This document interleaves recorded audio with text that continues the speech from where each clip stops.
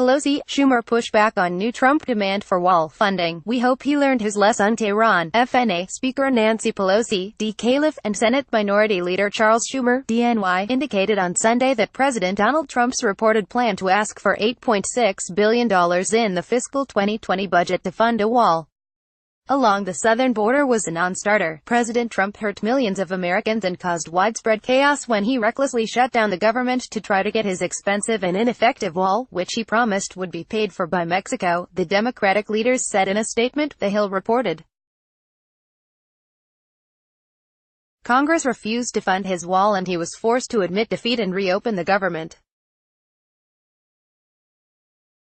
The same thing will repeat itself if he tries this again, they added, stating, We hope he learned his lesson. Pelosi and Schumer instead suggested that Trump put money that could be used on the border wall toward education and workforce development programs. The statement served as a preview for what is likely to be a contentious negotiation on the president's budget proposal, which is due to be released on Monday. Multiple reports indicated that Trump will request $8.6 billion for barriers along the U.S.-Mexico border. The funding would reportedly pull $5 billion from the Department of Homeland Security budget and $3.6 billion from the military construction budget at the Pentagon, according to the news service.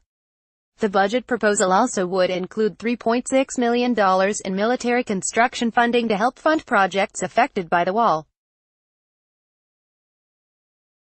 The president triggered a government shutdown in December over his demand for $5.7 billion in wall funding. Congress ultimately approved $1.375 billion for border barriers, and the president issued a national emergency to bypass Congress and spend roughly $8 billion to construct his long-desired border wall.